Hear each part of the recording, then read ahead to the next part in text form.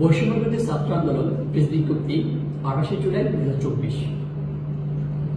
সরকার নিরাপত্তা বাহিনীগুলিতে ও ছাত্রলীগের আক্রমণে নিহত শত শত শহীদের আত্মত্যাগ তিরস্কার করে ডিবি কার্যালয়ে বন্দুকের নলের মুখে জিম্মি করে সমন্বয়কদের মাধ্যমে জোরপূর্বক স্ক্রিপ্টের বিবৃতি আদায়ে তীব্র নিন্দা প্রতিবাদ জানায়।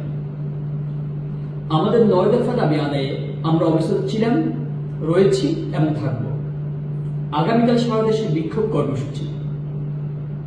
প্রিয় দেশবাসী ও ছাত্র সমাজ, বিগত কয়েকদিন যাবৎ গণহত্যা, গণগ্রেপ্তারের পর সরকার এখন এক নতুন নাটকের সৃষ্টি করেছে। বৈষম্য বিরোধী ছাত্র আন্দোলনের সমন্বয়কদের তুলে নিয়ে ডিবি কার্যালয়ে জিম্মি করে অস্ত্রের মুখে স্ক্রিপ্টের বিবৃতি দিয়ে ছাত্র সমাজের 9 দফার কোনো তোয়াক্কা না করে সরকার চরম ধৃষ্টতা প্রদর্শন করেছে।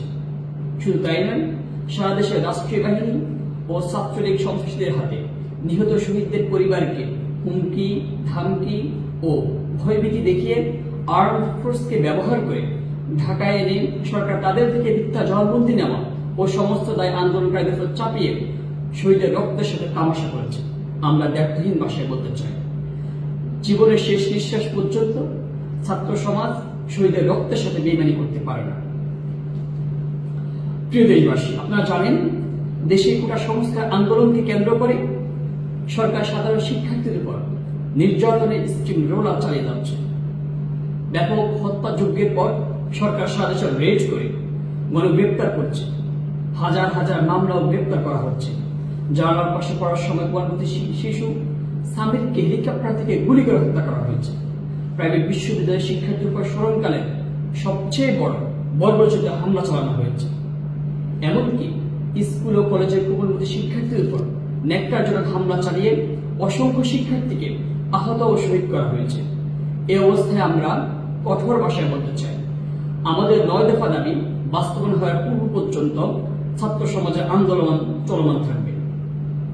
আগামীকালকের কর্মসূচি, আগামীকাল সারা দেশে বিক্ষোভ কর্মসূচি ও প্রতিবাদ সমাবেশ।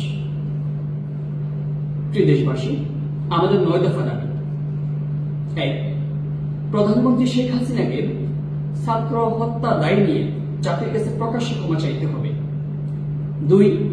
আইন শৃঙ্খলা রক্ষাকারী বাহিনী ও আওয়ামী সন্ত্রাসী কর্তৃক ছাত্র হত্যা দায় নিয়ে স্বরাষ্ট্রমন্ত্রী আসাদুজ্জামান খান কামাল, সড়ক পরিবহন ও সেতুমন্ত্রী ওবায়দুল কাদের, শিক্ষামন্ত্রী মুহিবুল হাসান চৌধুরী নওফেল, আইনমন্ত্রী আনিসুল হককে মন্ত্রিপরিষদ এবং দল থেকে পদত্যাগ করতে হবে। 3. ঢাকা সহ যত জায়গায় শহীদ হয়েছেন সেখানকার ডিআইজি, পুলিশ কমিশনার, পুলিশ সুপারদের চাকরি থেকে বরখাস্ত করতে হবে। 4. ঢাকা বিশ্ববিদ্যালয়, জাহাঙ্গীরনগর বিশ্ববিদ্যালয় ও রাজশাহী বিশ্ববিদ্যালয়ের ডিসি ও প্রক্টরদের পদত্যাগ করতে হবে। আর 5 নম্বরে বলেছি, যে পুলিশ সদস্যরা শিক্ষার্থীদের উপর গুলি করেছে, ছাত্রলীগ, যুবলীগ সহ যে সকল সন্ত্রাসীরা শিক্ষার্থীর উপর নৃশংস হামলা পরিচালনা করেছে এবং পরিচালনার নির্দেশ দিয়েছে, তাদেরকে আটক করে এবং হত্যা মামলা দায়ের করে দ্রুত সময়ের মধ্যে গ্রেপ্তার দেখাতে হবে। 6. দেশব্যাপী যে সকল শিক্ষার্থী ও নাগরিক শহীদ ও আহত হয়েছে তাদের পরিবারকে ক্ষতিপূরণ প্রদান করতে হবে। 7. ঢাকা বিশ্ববিদ্যালয়, জাহাঙ্গীরনগর বিশ্ববিদ্যালয়, চট্টগ্রাম বিশ্ববিদ্যালয় ও রাজশাহী বিশ্ববিদ্যালয় সহ সকল শিক্ষা প্রতিষ্ঠানে ছাত্রলীগ নামক সন্ত্রাসী সংগঠন সহ সকল দলীয় ছাত্র রাজনীতি নিষিদ্ধ করে ছাত্র সংসদকে কার্যকর করতে হবে। আমাদের 8 নম্বর দাবি, অবিলম্বে সকল শিক্ষা প্রতিষ্ঠান ও হলসমূহ খুলে দিতে হবে। আমাদের সর্বশেষ দাবি, কোটা আন্দোলনের সাথে সম্পৃক্ত শিক্ষার্থীদের একাডেমিক ও প্রশাসনিক কোনো ধরনের হয়রানি করা হবে না, এই মর্মে অঙ্গীকার করতে হবে। আমাদের দাবি আদায়ের সাথে একাত্মতা ঘোষণা করতে বাংলাদেশের সকল নাগরিককে আমরা অনুরোধ করছি। বৈষম্য বিরোধী ছাত্র আন্দোলনের পক্ষ থেকে আমি আব্দুল কাদের, সমন্বয়ক।